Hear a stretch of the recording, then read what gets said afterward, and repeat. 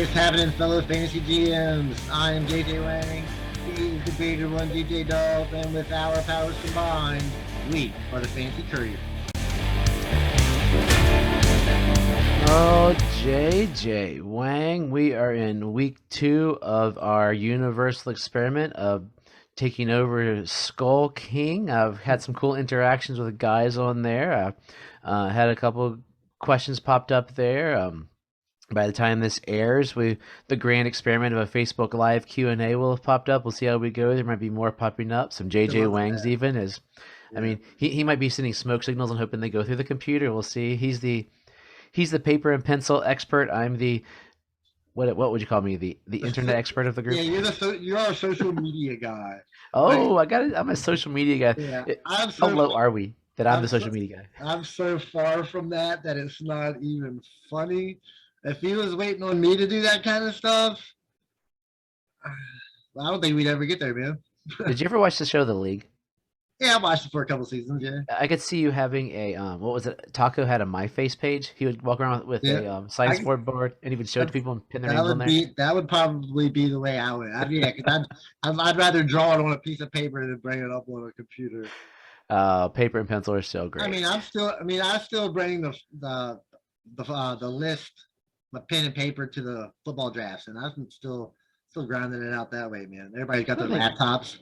Well, there's still a handful. I printed off one for us too. So, but yeah, hit us up.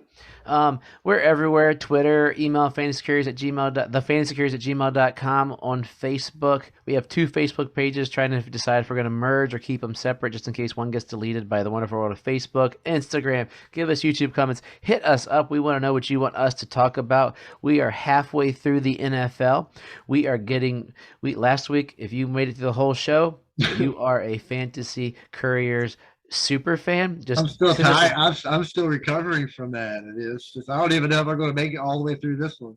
Oh, if you made it through the last episode and you heard the last part of it, send me an email. I will mail you a Fantasy Couriers water bottle sticker. We got a whole bunch sitting here. And also, good news, due to our commercials to the show that you get to hear every time you come on, we now finally have enough money to cash out. Oh, nice. If you need to make X amount of money, which if anybody knew, they'd be really sad as to what excites me, as to how little money it is, but it's got to be a round number to get up there. I think it's a positive. It's all that matters. Yeah, it's a single bill that I can put in my pocket that's not 100. But hey, we're moving up in the world. Welcome, Skull King. Hey, Courier Nation, let's keep it rolling. But this week we are jumping into the North divisions, the AFC and NFC North. These are quite intriguing divisions.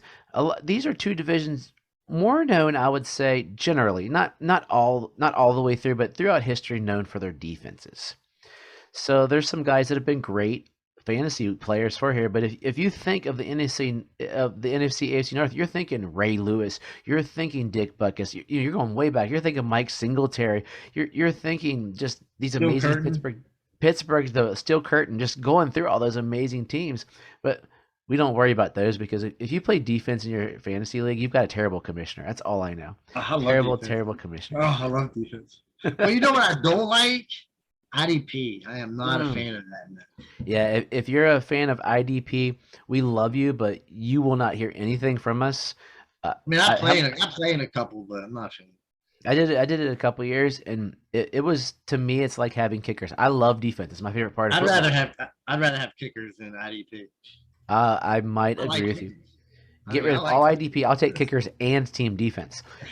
But anyway, we digress. So we're going to start with the AFC North. We're looking at Baltimore, Pittsburgh, the Super Bowl surprise attendees, the Cincinnati Bengals, and the Cleveland Browns, who made a big old splash this year. So we have basically 2 teams that have quarterbacks in place, at least Baltimore for one more year. 2 teams that we don't know what their quarterback play is going to look like this year. What are your initial thoughts on where this division could lead this year? Is it Cincinnati's division to lose, or were they a fluke?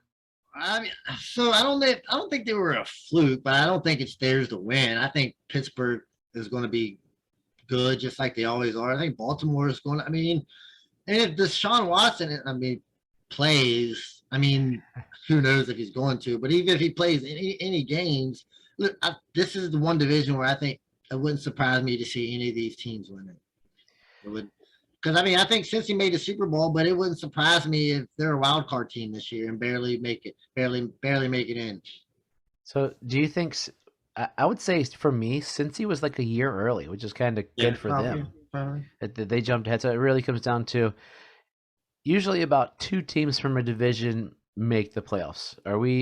Would you consensusly say it's probably Baltimore, Cincinnati with Pittsburgh on the cusp, barring Watson going balling out? I can't guarantee it would be Baltimore because I think Pittsburgh is going to be fine. I think as long as they got steady quarterback play, they don't need a great. They're Pittsburgh. They don't need a great quarterback. They just need somebody to game management, and then the Steelers will take care. That's just how I feel like. That's just how the Steelers are. Like last year, they had Roethlisberger and they made the playoffs. He can do Yeah. nothing but drop it off to Terrible. Harris and Deontay Johnson for like 5 yards at a time, and they made the playoffs. I think Trubisky at this point is better than Roethlisberger last year. I think heck, even if Pickett came in, they would probably do a better job. So I can't count Pittsburgh out for finishing first. I could literally make a case for all four of these teams finishing in first place if Deshaun Watson plays for Cleveland. Back to the Pittsburgh thing. That was going to be my question before we jump into player to own. Is Trubisky their quarterback this year? I think he's going to start out as their quarterback. Yeah. And if he's able to play well, he's not going to lose the job. Then if he gets hurt and Pickett comes in and he ends up playing well, I mean, I would just keep Pickett in there and just let him finish it out. But I think if Trubisky stays healthy, I think he can manage the Pittsburgh offense. Yeah, I could see an instance where this is going to be kind of like sort of what happened in Los Angeles when Drew Brees had that great year after they got Philip Rivers, or you're looking at how Garoppolo played pretty good last year when they got Trey Lance, and this is like I feel they jumped on Pickett because they didn't want to get Dan Marino. I've heard that many times. Yeah, I kind of agree. I said that a few weeks back. Is it you said yeah? So it's popping. I'm like yeah, it makes sense to me. So let's jump into sort of a couple of our guys around here. Those of you new to the podcast, usually what we do is we don't spend a ton of time talking about those premier guys. Like we're going to talk about a premier guy right here, but you know who the good guys are. You know you're going to draft McCaffrey up top. You know you're going to draft my player to own Jamar Chase, and we don't have to spend a lot of time telling you. That's everybody's player to own. Right? He's great, Jamar Chase. Like, did I think he would come out like that high? Not necessarily. I didn't think he would. Like he balled out last year. There is no complaint about the amazingness of Jamar Chase last year, and this is going to be a team that to me, maybe we've mentioned, they remind me of the old Indianapolis Colts. They got that great quarterback who, once again, I was wrong. They have two great receivers. I love some T. Higgins. Like I would love to say player to own T. Higgins because why would you want to spend a late first rounder on Jamar Chase when you can get T. Higgins in third, fourth, fifth, somewhere in there, depending on your league, and you're going to get a smidge less production. I mean, as long as this surgery he just had doesn't hamper his start of the season. But I mean, Jamar Chase, stud. Yeah, the great thing about that situation is they only have wide receivers that they pass to. They don't pass the tight ends. I mean, they pass a little bit to the running backs, but not a lot. So I think feel like 80% of the focus is on the wide receivers and 80% of that offense to those wide receivers. I mean, that's pretty good. So is your blank spot means you agree 100%, right? I mean, there's really, of course, Najee Harris is good. I mean, you'd want to own Najee Harris. Big man. Even that, I don't think he's going to be used as much as he was. I don't think he's going to get nearly as many catches as he did last year. I think Trubisky can actually throw it down the field. He's not going to have to dump it off. And he can run a little bit. So, I mean, I don't think Najee's going to get as much work as he did. And they'd be good not to, conserve it a little bit. I mean, maybe conserve him a little will make him one of those, touchdown machines with less yards, less usage, and less likelihood of an injury. Who knows? Yeah, I mean, because he's definitely going to be the goal line back. And it's going to be I think it's going to be a good offense. I think there's going to be plenty of opportunities. I mean, it wouldn't surprise me to see Harris end up with say 15 to 18 total touchdowns. That's a bold prediction. It is. I mean, it's a lot. It wouldn't surprise me. Who else is going to get them, right? He's literally the Yeah. only running back that they have. I mean, you're higher on Pittsburgh than I am. I might be too low. I don't know. But yeah, I mean, we could argue Joe Burrow here because if you're looking at quarterbacks, Joe Burrow is what, probably about 7 or 8 on most people's list, maybe even 9, depending on who you're talking about. And But that's he, that's an easy out though. but he could outperform Kyler Murray though. You want to own any quarterback on these teams pretty much. Yeah. I mean, at this point, you even Trubisky ends up being a starter. You want to own Trubisky because I mean he's going. I do. I mean, so I mean he's going to be good. So players to avoid. But before you start, this Oh. is going to be pretty much my player to avoid as well. Because I mean, looking at these teams, I mean, there's not really you're not going to avoid anything. Not to avoid it. You're not going to avoid anything here. But the player to avoid I put there almost leads to a bunch of other players to avoid for a couple weeks is Deshaun Watson. He signed the podunk deal for this year, $1 million, because they assume he's going to get suspended. I mean, I've heard anywhere from 6 games to a year. Who knows? Or 2, they're not going to do anything this year because they're waiting for the 30th woman to come out because he's a dirt. I mean, who knows what's going to happen with this? Yeah, they can't do anything until people stop coming up out of the woodworks. I mean, they're going to have. Well, the NFL does whatever they want to do. They could say, hey, you know what? But I think they're waiting to see if it gets worse, so they don't go, hey, we gave him 4 games. The NFL can't do whatever they want. Yeah, but he's player to avoid unless at a super cheap cost. Deshaun Watson's talent, there is no arguing. I would argue him the best quarterback in this division if he plays 17 games. All right, so yeah, so we all can see avoiding Watson. So what if I say, so we'll switch off Watson real quick. So what if I would say I wanted to avoid somebody like J.K. Dobbins? Would that be a thing? Because you just don't. I mean, it's his year. Yeah. I mean, just don't know. I just don't think he's going to get a lot of receiving work. They bring in Mike Davis. It's going to depend on touchdowns, right? If he gets the touchdowns. Well, you could say J.K. Dobbins and Nick Chubb are the same guy to me. Well, yeah, I was thinking Nick Chubb too. Yeah, they're gonna both get their yards, but the yard value is not going to be a lot because they're not going to get the catches. And fantasy these days, it's about the catch. You got to run for a ton of yards to get really high up. I mean, I think they have a what would it be, a low ceiling and a high floor would be the best way to state those guys. I think Chubb's floor is higher because Dobbins has so many decent. I mean, Gus Edwards, we underestimate. He's if he comes back healthy, player. If he comes back healthy, yeah. If he comes back healthy, and then they drafted another. Your boy, you were talking about him a couple weeks ago. You were talking about Beatty, Tyler Beatty, yeah. Beatty, yeah. That he could. I mean, who knows? Baltimore plug and chug. They still got Justice Hill. Remember that guy? Oh, Justice Hill, who was going to be the starter for about 15 minutes, and then everybody was on that for a second. But yeah, I feel like it's the same thing in Cleveland, though. I mean, they got Kareem Hunt. They signed D'Ernest Johnson. Oh, it's coming. It's coming. Oh, yeah, you're right. Never mind. I forgot. My bad. So our buy low players, it's very interesting to see how they are on the same team, playing the same position. Yours is a more common buy low, and I kind of like yours better. So I'm going to let you go first. Yeah, so my guy is Rashad Bateman. It's pretty, as far as like buying low, it's pretty easy to pick like the Ravens wide receivers because I mean they lost pretty much all their production with Marquise Brown. So it's, one of these guys is going to have to step up and take over, his yard. And Bateman's going to get first opportunity because he wasn't free of the second round pick, I believe, right? Yes. Yeah, second round. Was he at the end of the first? He was at the end of the first round, yeah. So 27th overall. He was that late first round pick. So he's going to get all the hype, but I still think his value is low enough because you just don't really believe in the offense yet. I mean, Lamar Jackson's not even there. He doesn't even have his contract's not signed, so we don't even know what's going on. But of course, he'll be back. But like I said, they don't throw a lot. They only throw to Andrews, and most likely one other receiver. They don't. I don't think they're going to throw enough to support, that third person. So it's going to be Andrews and a wide receiver. It's just which wide receiver it is. And with Bateman being the first round pick, I think he's going to get every opportunity. He had 500 yards last year in 12 games, and they don't throw a lot. So I mean, Marquise Brown did well. So I think Bateman could do the same thing.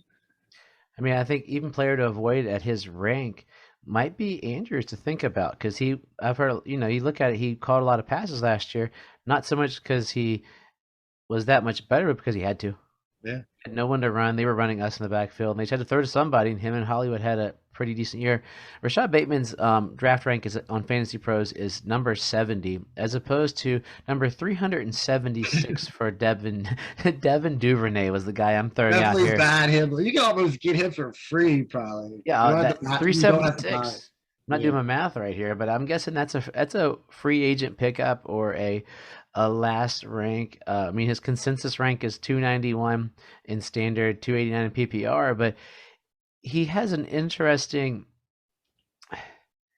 Golly, I don't know. It's almost a gut feeling. There's nothing. Devin Duvernay has done nothing, absolutely nothing to But somebody, warrant. but I see where you're going. Somebody's got to catch the balls, and because Duvernay's a little smaller there, right? He's What's his 5'11", 5'11", 210. So he's got some muscle, I'm guessing, in there to be 5'11", 210. He's got 473 total yards in his career.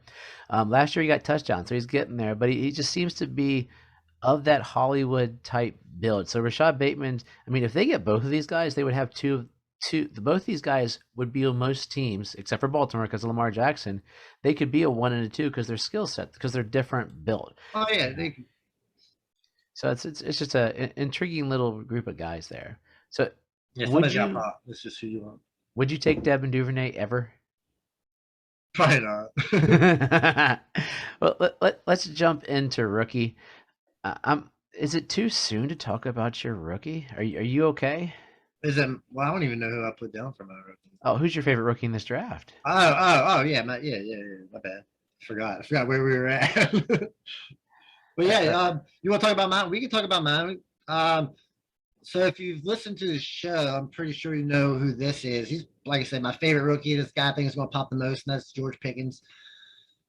They got him. I'm not sure he was in the second. Was he in the second round? I guess he was in the second round, third round. But like his freshman year at Georgia, he was just unstoppable. Of course, he had the ACL, and then so he falls down a little bit. People say he's got like a bit of an attitude, but I don't really care. It's an attitude on the field, which I don't mind. It's not like an attitude off the field, which is bad. It's an attitude on the field, which is what you want. And then evidently in camp, he's just been lighting it up.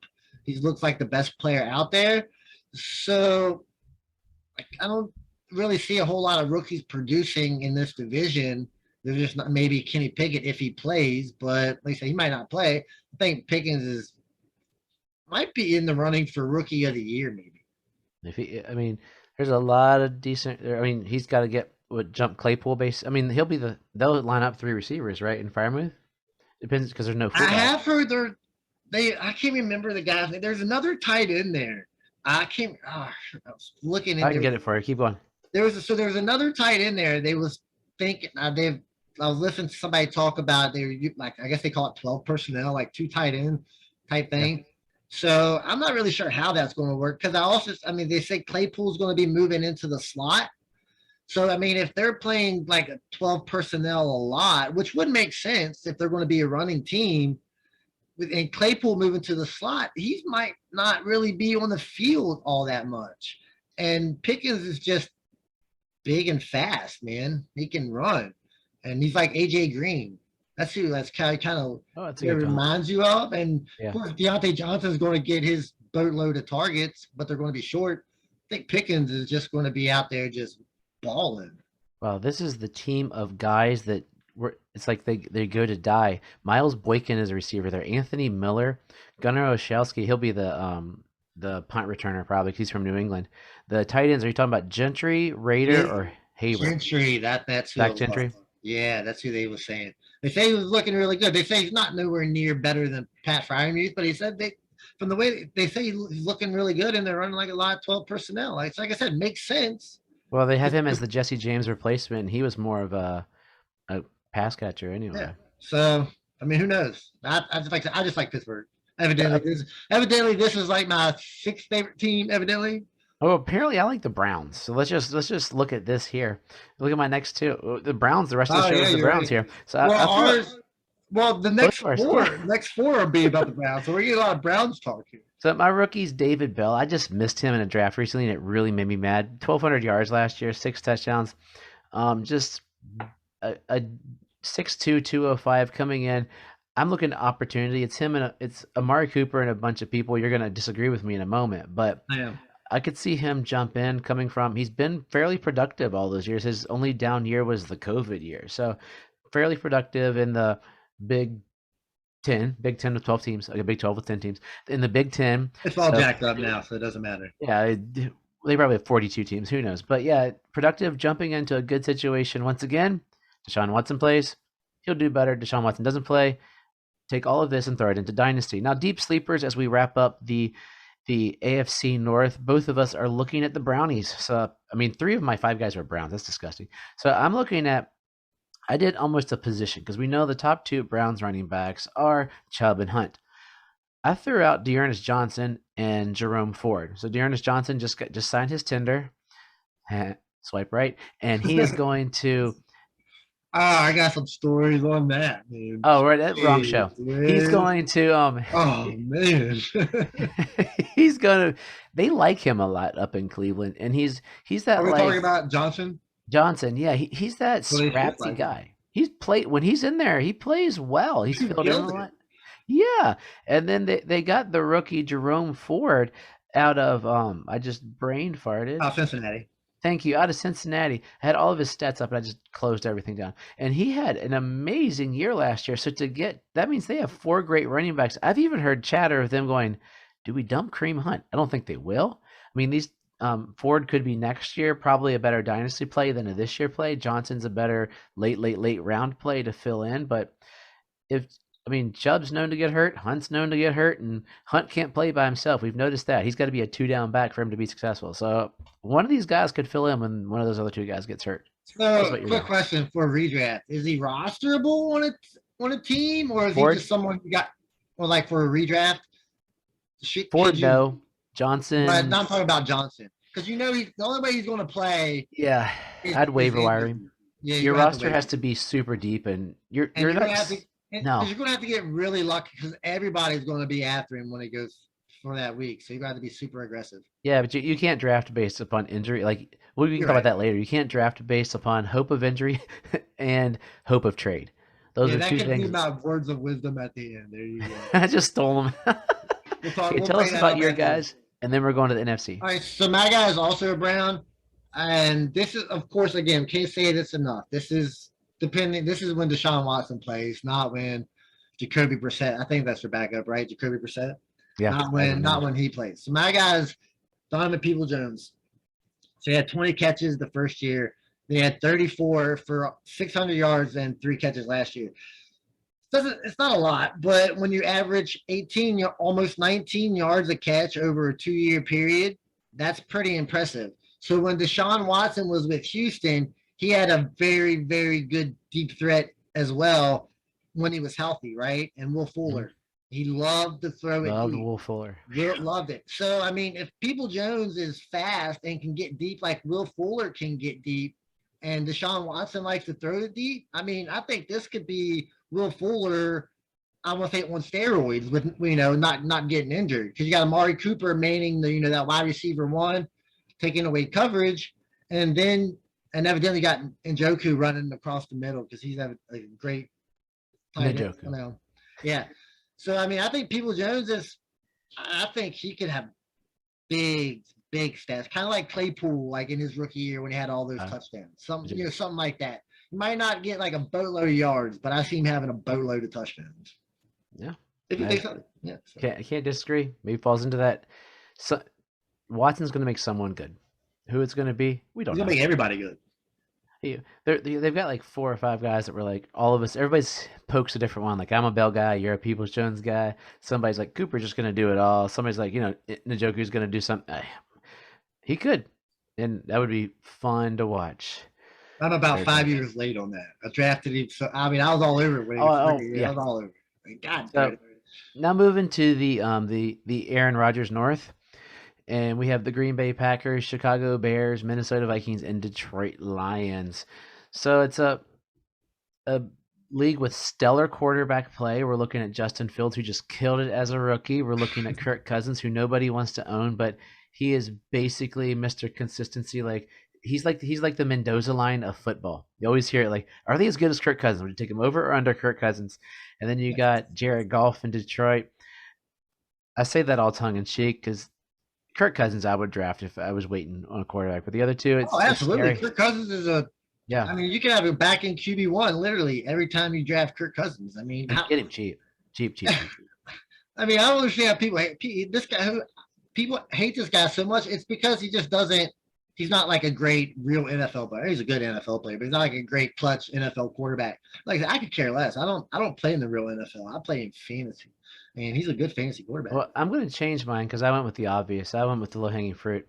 My player to own is going to be Kirk Cousins. Then Hey, there you go. I love Kirk Cousins. I saw him at a conference years ago, and he dude does nothing but throw for a bunch of yards. I love being right. The year he was drafted, I talked to a friend. I said, you know what?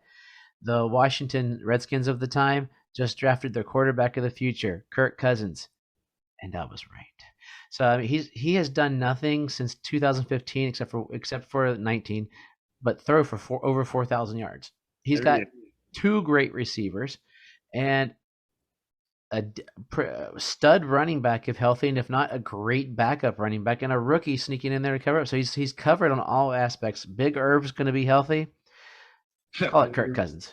Yeah, Kirk Cousins. I mean, that's a good call. Like saying, I like Kirk. And he's late. I don't like to draft quarterback early and redraft. So late in the draft, you can get him for a bag of potatoes. Value. Oh yeah, I mean, if I'm in a one quarterback league, and my quarterback's Kirk Cousins, I'm happy with that. Yep. I'll pass on all those top ones, especially in redraft. But I don't know if I want him as my QB1 in Dynasty though. I'd be a little upset. But I mean, I'm playing for You'd be I'm drafting playing for a rookies. championship. I mean, a QB1. There's only, like you said, there's only 12 QB1 spots, and if you can have one of them, I mean, that's all you need, right? I mean, last 3 years, he's had a QBR over 103. So I mean, like I said, low interceptions, 7, 13, low interceptions, high. I mean, other than that one game, what was that one game a couple years ago where he threw for like 20 some yards? It was that I mean, everybody has that game, man. No, that one was just ridiculous. Everybody has a crappy game. That wasn't. That was like a Mac Jones game. Yeah, well, with him trying to pass. With him trying to pass, but yeah. So we both agree on Cousins. My guy, it seems like we kind of disagree on this one. Mike is DeAndre Swift. I don't have his. I didn't pull his stats up, so it really doesn't matter. But last year, before he got injured, he was like I believe a top 5 running back before he got injured. And then the injury happened. Then he came back. He wasn't as explosive. He didn't play as well. He did start to get more carries, and I think we can see that jump going into this season. They still got Jared Goff as quarterback. Still can't see him throw a whole bunch because they do got Jared Goff a quarterback. I don't know if I said that. So He's one more really time, good. Jared Goff is their quarterback, so they're going to need to run. And I think Swift. I think this might be the year that Swift is the guy. Second part of this discussion is players to avoid. DeAndre Swift. I was going to go with hold on. So he's the lead running back, and like we said, for the Detroit Lions. And how many? And we say it every week. I don't care if it's a bad team. Like he proved he was a top 5 running back before he got hurt last year, and it's the exact same team. And I think they will be a little better this year than they were last year. A top 5 running back before he got injured. He was catching the ball, he runs the ball, and he scores their touchdowns. So two games. He had 2 games over 51 yards in the entire season. Rushing. Okay, I mean, but look at his catching. His passing is great. So if his passing is great, then isn't that what we want? But once he came back, you said he dropped off. He came back and so I'm looking at the gap here. He came back and he had after he had that start of the passing, then from Halloween on, he had 5, 3, 3, 3, 3, 2, 4 catches. That was it. That was before he went out. So his catches went down. And is that because Amon-Ra stole him? Is it because Hawkinson's going to be healthy? It's the argument against Amon-Ra St. Brown this year. Is Hawkinson's going to be? Everybody's going to be healthy. My argument is nothing against DeAndre Swift. I actually have a trade proposal out in a league for DeAndre Swift right now, just because I don't want to be. I'm always so wrong. But I have had so many Detroit Lions running backs since the GOAT of all running backs, Barry Sanders, that I don't want to It's Detroit. It's not Swift. It's Detroit. It's the numbers are low there. Like I see, if he gets bottled up, like he got bottled up so often in the running back, he had two great games. One great game versus Pittsburgh, one versus Cleveland. The rest he had to rely on the catches. So if everybody's healthy, I think the catches stay lower, especially because if you look when his catches went down, that's when Amon-Ra St. Brown came into existence. So in a healthy Hawk, like they forgot Hawkinson played football last year. I don't know what happened, but I think that's the. Could I see him being what you say? Yep. Because for me, there's weird. I don't think there's a middle ground. I think he's going to be very disappointing, or people are going to be like going to the playoffs. Yeah, I mean, I don't think if he stays healthy, I don't think he disappoints because I think he's going to be on the field all the time. He's their receiving back and their running back. So and he scores touchdowns. And This next one hurts. Your guy hurts, dude. I loved him so much. Yeah, I mean, I still like him, but I'm just bringing him up for topic of conversation because. Oh no, it's true though. It's true. So I mean, like I said, I still like the guy. I got him in several leagues, and that's Justin Fields. It's only because I don't know the direction of the Bears is just the direction of the Bears is not good, right? I mean, they don't have a lot of. They didn't do a lot to help him on offense. I mean, Mooney is about it. We'll bring somebody up here in a little later that you seem to like a lot. But I mean, like he didn't look good last year. He looked hesitant. He looked scared. There's a few bright spots that you see. Well, maybe he can, a few games where maybe all right, this is the Fields that we need. I think he probably needs to run a little more and incorporate that. But like I said, it's on him. He didn't make the greatest of throws. He was hesitant. It seemed like that one game ended up being 9 sacks. But after that, I mean, it straightened out a little bit. But he's a first-year running back or quarterback on not a very good team. So I'm not blowing it off yet. I just wanted to bring him up. I really didn't see where else to bring him up at because I don't think he's a bad low player because people haven't given up on him like that. So, I mean, if you're iffy, you want to get away from it, I can see that. But I'm not avoiding him per se, but I can understand people that would. I would say if you can buy him low somewhere, see what you can get. Like some guys, I'm in a league where I have him, but I don't need him I don't need 3 quarterbacks in one quarterback league. And somebody might be able to sneak up and get him for a bag of potatoes. Yeah, in a one quarterback league, I could see him being real cheap. Yeah, I was throwing him in as like a throwaway toss and other things. So it's because I think we're looking in redraft. I'm not touching him with a 10-foot pole. Oh no, he does. I don't even think he gets drafted. In Dynasty, I'm stashing because the Bears can't be bad for this long, can they? I don't know. I mean, I'm starting. If I got Fields on my team this year, I'm going to start him. Because that team's pretty terrible, and you got it. I got him in several other leagues. I got Davis. Would you start Davis Mills or Justin Fields? Davis Mills. See, I got Davis Mills. Davis Mills could be QB1. Watch out. Yeah, that's what him in New York Minute. New York Minute. So, okay, guys, that we are looking at buy low. I love your guy. Both of our guys are guys that we are fans of. So let's do your guy quick. Then I'll do my guy quick. Yours is one that nobody sees as obvious as it really is. I don't think. I've seen it coming. I'm gonna. So this is the plan that I lay out. If you go back and look at Aaron Rodgers, career, he always has one receiver that he throws to, right? I can't sit here and name them all, but they're never like young. They're never like young guys. They're guys that are kind of groomed behind the guy, right? That's how it always works. And so now the veteran that has been groomed to be the guy is Allen Lazard. I think because last year, let's be honest, nobody else was going to catch the ball other than Devontae Adams. Mm-hmm. And Lazard, for being the wide receiver too, was rather productive. Aaron Rodgers does seem to like him. Like over the last 3 years, he's been like that guy that's been coming up through the ranks. And now with Aaron Rodgers and all these young receivers and Sammy Watkins, I don't think you can really trust any of these guys. The only guy in the receiving game that he has trust in is Allen Lazard. And now he's not playing. He's not at minicamp because of the contract issues or whatever. But I just think that Allen Lazard believes in himself that, he has been groomed to be this guy. And he wants to get paid. I feel like he's probably worth more than what they drafted him. I think he's earned that. So let's pay the guy and let's see if he can be that next receiver in line to be Aaron Rodgers' guy for the next 2 or 3 years. Yeah, and Allen Lazard and all those guys are why if I didn't want to make the Swift quarrel, it was going to be Christian Watson, because there was an Aaron Rodgers interview this week where he basically said, I can't wait till Allen gets in here. Randall's looking great. Sammy has looked amazing. And that's all he said. He ignored all the rookies because Yeah, I he mean, I wants to be just Tom don't. Brady. I mean, we see what he did with Amari Rodgers last year, right? He's in the best shape of his life this year, apparently. I'm sure. I'm sure they are. He could But I step mean, up. Maybe but he's a from deep sleeper. like they're saying Watson's looking really good in camp, and but like I said, he's getting probably. They also saying Sammy Watkins looks really good in camp, but then again, everybody looks really good in camp. So Hey, Sammy Watkins starting week 1 and week 2, then trade him away. Yeah, you better start it. He'll be Start hurt in week 1. week 1, then trade him. Yeah. So let's go to your guy. My guy's a guy I love.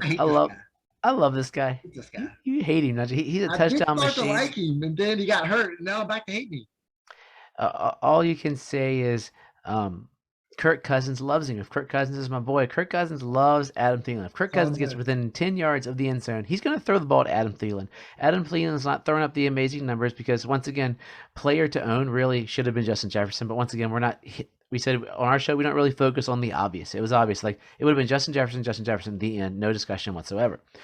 But with Thielen being there, they're great running mates. We're going to talk about some other guys later on the team. And he's just consistent. I mean, he is at that wall. So this could be, I've heard he's at the Jordy Nelson comp wall. He could fall off a cliff. I've been saying he's at the wall for like 3 years. And you've been wrong every year. So let's be wrong again. I need one more year. One more year. Touchdowns just can't continue to be like this. I just can't see it. I'm going to keep saying this every year until I'm right. Well, he regressed. Well, you will be right in about 6 years. He regressed down to 10 touchdowns from 14 last year. So that's because he got hurt. So yeah, I mean, when you only play in 13 games, you're 13, but he played in 15 years, so 13 games, he scores a touchdown a game. Every game. Until he stops doing it, boom, buy a low player because he's gonna be cheap and late, and there's people like you that hate him. I mean, eventually I'm going to be right, and I'm just going to keep saying it. I just can't see these because if he doesn't get the touchdowns, it's the only thing keeping him afloat is these touchdowns. Yep. Real quickly, the rookie to own, there's not a whole lot in here that gets you super excited. I mean, you got the receivers in Green Bay who Aaron Rodgers apparently isn't going to throw to. Jameson Williams is pretty much the best rookie. He could be a wide receiver 1 in the future. There's a chance he pops it, so he's the best rookie by default, right? Yeah, probably. There's not really a whole lot going on. Like I said, it's either him or Watson. Watson's got the opportunity playing with Aaron Rodgers, but Aaron Rodgers ain't going to be there his whole career.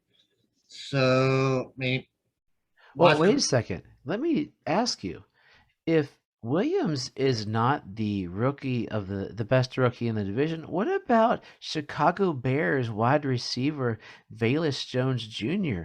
He's coming out of Tennessee. He's a fast guy, 6 foot, 200 pounds. I mean, he's really fast. They're saying that he was going to punt return, but there is nobody on that team. Darnell Mooney's there.